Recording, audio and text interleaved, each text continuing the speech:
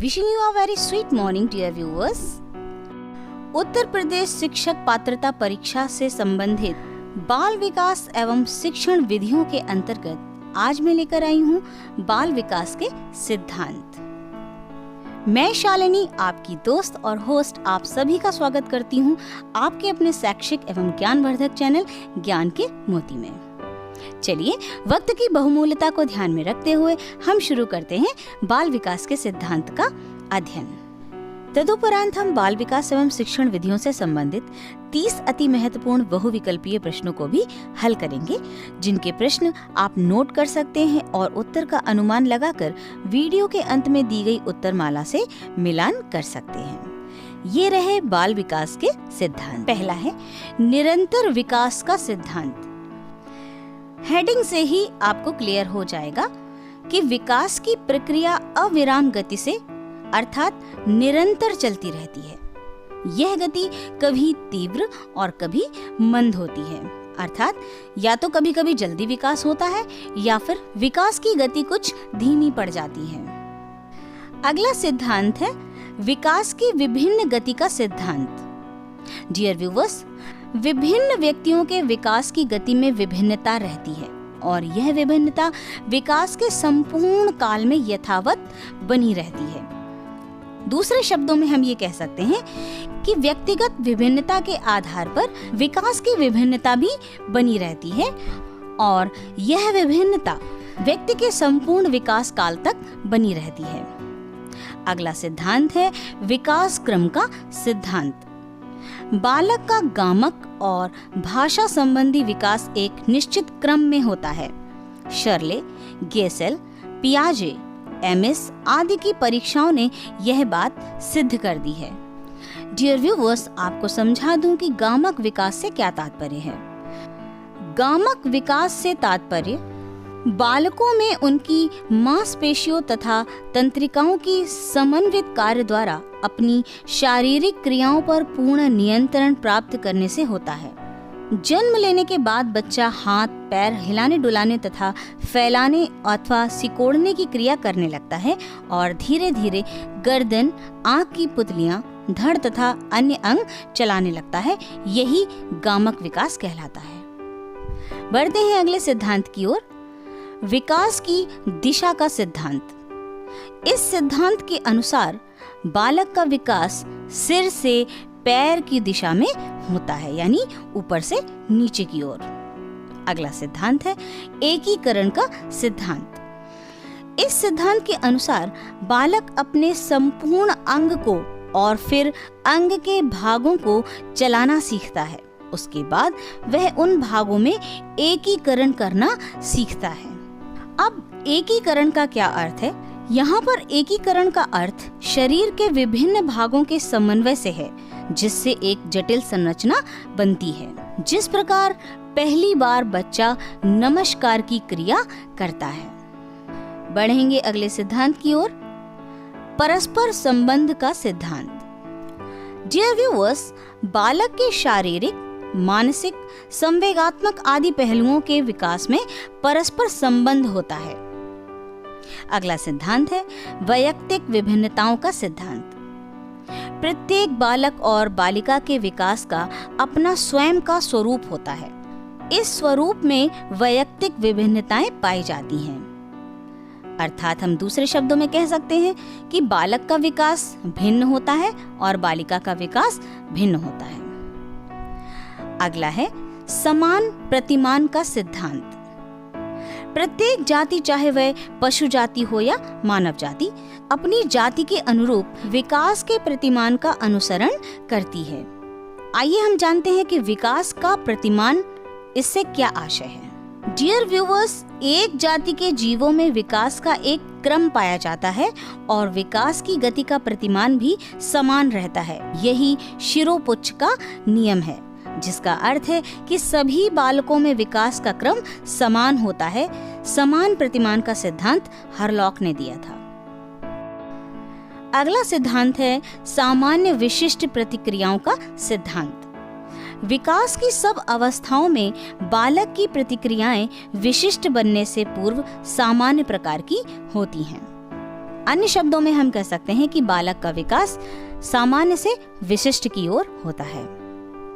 अगला और अंतिम है वंशानुक्रम व वातावरण की अंतःक्रिया का सिद्धांत। बालक का विकास न केवल वंशानुक्रम के कारण और न केवल वातावरण के कारण वरन दोनों की अंतःक्रिया के कारण होता है। अर्थात बालक के विकास के लिए केवल वंशानुक्रम ही नहीं वरन वातावरण भी जिम्मेदार होता है। डियर व्यूअर्स, तो ये थे बाल विकास के सिद्धांत। आइए अब हम कुछ अति महत्वपूर्ण MCQs यानी बहुविकल्पीय प्रश्नों का भी अध्ययन कर लेते हैं। अगर आप उत्तर भी प्राप्त करना चाहते हैं तो प्लीज वीडियो को अंत तक देखें।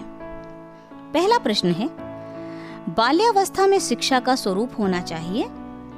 ऑप्शन है, खेल कूद की छूट बिल्कुल नहीं दी जानी चाहिए, सामूहिक खेलों व रचनात्मक कार्यों के माध्यम से शिक्षा दी जानी चाहिए, स्वयं न पढ़ने पर दंडित किया जाना चाहिए, या उपर्युक्त में से कोई नहीं। उत्तर की प्रतीक्षा कीजिए। अगला है, मानव की वृद्धि एवं विकास की प्रक्रिया निम्न में से किस सिद्धांत पर आधारित है। 4 ऑप्शंस हैं। विकास की दिशा का सिद्धांत, परस्पर संबंध का सिद्धांत, व्यक्तिगत विभिन्नताओं का सिद्धांत, या उपर्युक्त सभी। अगला है, बालक की अभिवृद्धि जैविकी नियमों के अनुसार होती है। यह कथन है हर्बर्ट सोरेनसन का, हरलॉक का, क्रोगमैन का, या ग्रीन का। अगला प्रश्न है, निम्न में से कौन सा कारक व्यक्ति की वृद्धि या विकास को प्रभावित करता है। ऑप्शंस हैं, भोजन, व्यायाम, ग्रंथियों की क्रियाशीलता, या ये सभी। अगला प्रश्न है, पर्यावरण बाहरी वस्तु है जो हमें प्रभावित करती है। यह विचार है रॉस का, अरस्तु का, प्लेटो का, या हीगल का। अगला प्रश्न, बुद्धि लब्धि के लिए विशिष्ट श्रेय किस मनोवैज्ञानिक को जाता है। ऑप्शंस हैं, फ्रायड, मैकडूगल, कोहलर, या स्टर्न। अगला प्रश्न है, शैशवावस्था को जीवन का सर्वाधिक महत्वपूर्ण काल क्यों कहा जाता है। ऑप्शंस हैं, क्योंकि इस अवस्था में बालक नैतिक व अनैतिक कुछ नहीं होता। इस अवस्था में बालक का शरीर अत्यधिक कोमल होता है। यह अवस्था वह आधार है जिस पर बालक के भावी जीवन का निर्माण होता है, या यह बालक की प्रथम अवस्था है। अगला प्रश्न है, जैसे जैसे बालक की आयु का विकास होता है वैसे वैसे उसके सीखने का क्रम निम्नलिखित की ओर चलता है। और ऑप्शंस हैं, सूझबूझ की ओर, अनुकरण की ओर, त्रुटि और प्रयास की ओर, इनमें से कोई नहीं। अगला प्रश्न है, निम्न में से कौन सा कथन सही नहीं है। ऑप्शंस हैं, वृद्धि और विकास अंतः संबंधित हैं, वृद्धि पहले है विकास बाद में, विकास संख्यात्मक है, वृद्धि गुणात्मक है। अगला प्रश्न, निम्न में से कौन सा कथन सही है। वृद्धि की कोई सीमा नहीं है, विकास वृद्धि को प्रभावित करता है, वृद्धि विकास को प्रभावित करती है, या विकास का संबंध केवल दृश्य अंगों से होता है। बढ़ते हैं अगले प्रश्न की ओर। जिस आयु में बालक की मानसिक योग्यता का लगभग पूर्ण विकास हो जाता है वह है, ऑप्शंस हैं, 14 वर्ष, 11 वर्ष, 9 वर्ष, या 6 वर्ष। अगला प्रश्न, मस्तिष्क द्वारा अपनी स्वयं की क्रियाओं का निरीक्षण किया जाता है। ऑप्शंस हैं, विभेदात्मक विधि, तुलनात्मक विधि, निरीक्षण विधि, या आत्मनिरीक्षण विधि। अगला प्रश्न, विकासात्मक पद्धति को कहते हैं।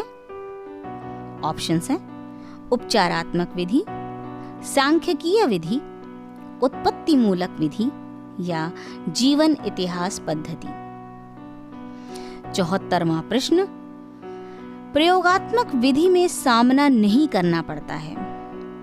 ऑप्शंस: सजातीयता का अभाव, प्रयोग स्थल की कठिनाई, घटनाओं की जटिलता या समस्या का चुनाव।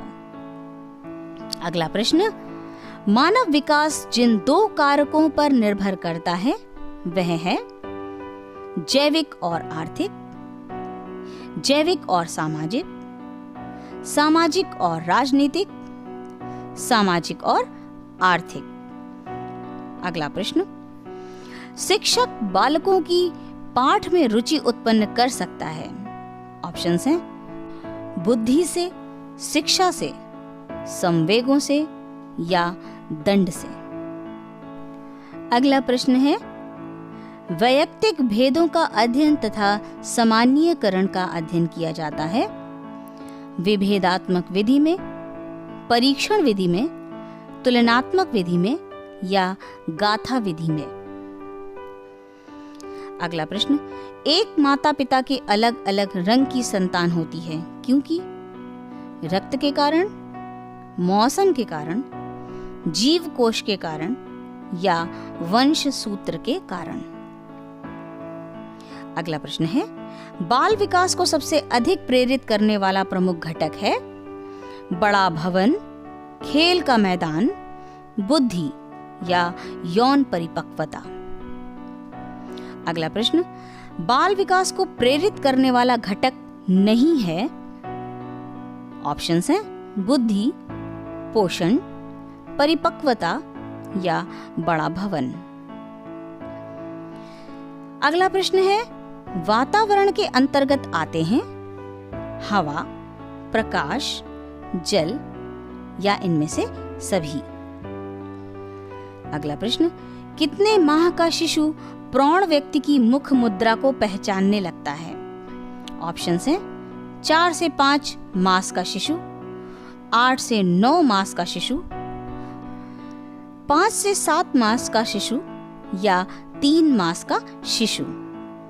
अगला प्रश्न, मानसिक व्यक्ति के लिए अध्यापक का कार्य है बालकों को सीखने के पूरे अवसर प्रदान करना, छात्र छात्राओं के शारीरिक स्वास्थ्य की ओर पूरा ध्यान दें, व्यक्तिगत भेदों की ओर ध्यान देते हुए उनके लिए समुचित वातावरण की व्यवस्था करें या उपयुक्त सभी।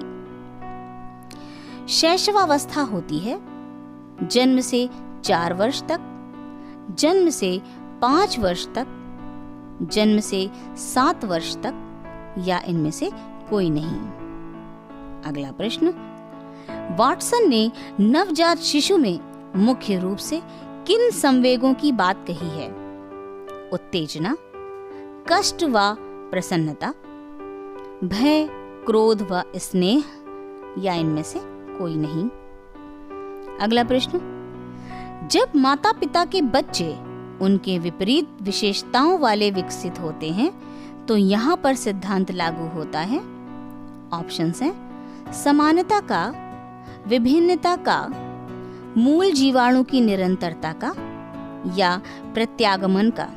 अगला प्रश्न है, समानता के नियम के अनुसार माता पिता जैसे होते हैं उनकी संतान भी होती है।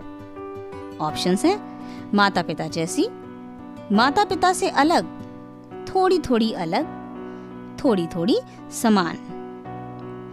अगला प्रश्न, शिशु का विकास प्रारंभ होता है जन्म के पश्चात, किशोरावस्था में, बाल्यकाल में या गर्भकाल में।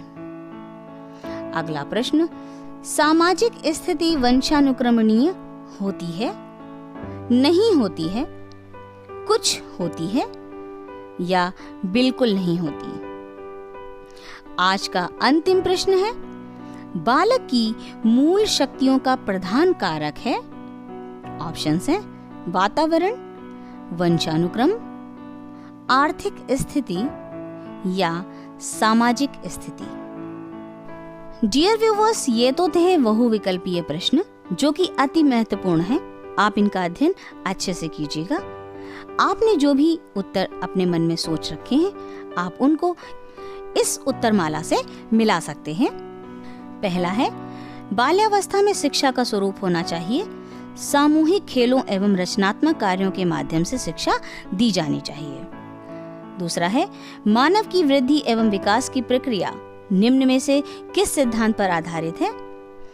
विकास की दिशा का सिद्धांत, परस्पर संबंध का सिद्धांत, व्यक्तिगत विभिन्नताओं का सिद्धांत, यानी कि सभी। इसका उत्तर है उपयुक्त सभी। अगला है, बालक की अभिवृद्धि जैविकी नियमों के अनुसार होती है। यह कथन हरलॉक का है। अगला है, निम्न में से कौन सा कारक व्यक्ति की वृद्धि या विकास को प्रभावित करता है? और सही उत्तर है ये सभी, यानी भोजन, व्यायाम, ग्रंथियों की क्रियाशीलता, ये सभी। अगला है, पर्यावरण बाहरी वस्तु है जो हमें प्रभावित करती है। यह विचार है रॉस का। अगला है, बुद्धि लब्धि के लिए विशिष्ट श्रेय किस मनोवैज्ञानिक को जाता है? और सही उत्तर है स्टर्न। अगला है, शैशवावस्था को जीवन का सर्वाधिक महत्वपूर्ण काल क्यों कहा जाता है? क्योंकि यह अवस्था वह आधार है जिस पर बालक के भावी जीवन का निर्माण होता है। अगला प्रश्न था, जैसे जैसे बालक की आयु का विकास होता है वैसे वैसे उसके सीखने का क्रम निम्नलिखित की ओर चलता है, यानी सही उत्तर है सूझबूझ की ओर। अगला प्रश्न, निम्न में से कौन सा कथन सही नहीं है? इनमें से जो कथन सही नहीं है वो है विकास संख्यात्मक है। अगला प्रश्न, निम्नलिखित में से कौन सा कथन सही है? और जो सही है वह है वृद्धि विकास को प्रभावित करती है। ये बात सही है।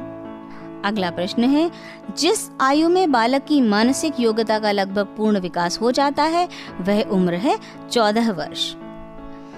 अगला प्रश्न, मस्तिष्क द्वारा अपनी स्वयं की क्रियाओं का निरीक्षण किया जाता है आत्मनिरीक्षण विधि द्वारा। विकासात्मक पद्धति को कहते हैं उत्पत्ति मूलक विधि। अगला प्रश्न, प्रयोगात्मक विधि में सामना नहीं करना पड़ता है वह है समस्या का चुनाव। अगला प्रश्न, मानव विकास जिन दो कारकों पर निर्भर करता है वह है जैविक और सामाजिक। शिक्षक बालकों की पाठ में रुचि उत्पन्न कर सकता है संवेगों से। वैयक्तिक भेदों का अध्ययन तथा सामान्यीकरण का अध्ययन किया जाता है विभेदात्मक विधि में। एक माता पिता के अलग अलग रंग की संतान होती है क्योंकि जीव कोश के कारण। बाल विकास को सबसे अधिक प्रेरित करने वाला प्रमुख घटक है बुद्धि। बाल विकास को प्रेरित करने वाला घटक नहीं है वह है बड़ा भवन। वातावरण के अंतर्गत आते हैं हवा, प्रकाश एवं जल, यानी सही उत्तर है इनमें से सभी। कितने माह का शिशु प्रौढ़ व्यक्ति की मुख मुद्रा को पहचानने लगता है? और सही उत्तर है 4 से 5 महीने का शिशु। अगला प्रश्न, मानसिक विकास के लिए अध्यापक का कार्य है बालकों को सीखने के पूरे अवसर प्रदान करें, छात्र छात्राओं के शारीरिक स्वास्थ्य की ओर पूरा ध्यान दें, व्यक्तिगत भेदों की ओर ध्यान देते हुए उनके लिए समुचित वातावरण की व्यवस्था करें, यानी सही उत्तर है उपयुक्त सभी। अगला प्रश्न है, शैशवावस्था होती है जन्म से 7 वर्ष तक। वाटसन ने नवजात शिशु में मुख्य रूप से किन संवेगों की बात कही है? और सही उत्तर है भय, क्रोध व स्नेह की।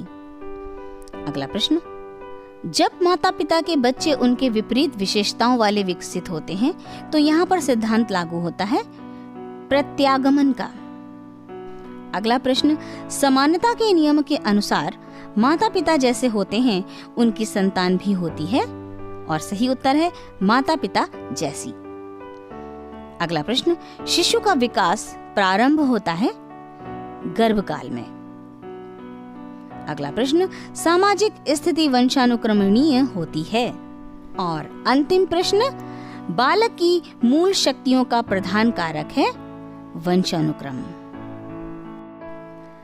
डियर व्यूअर्स, आज के लिए इतना ही। आशा करती हूँ आपके लिए बहुत ही महत्वपूर्ण सिद्ध होगा आज का ये वीडियो। आप अच्छे से अध्ययन कीजिए। आप सभी की मंगल कामनाओं के साथ मैं शालिनी विदा लेती हूँ। Thank you.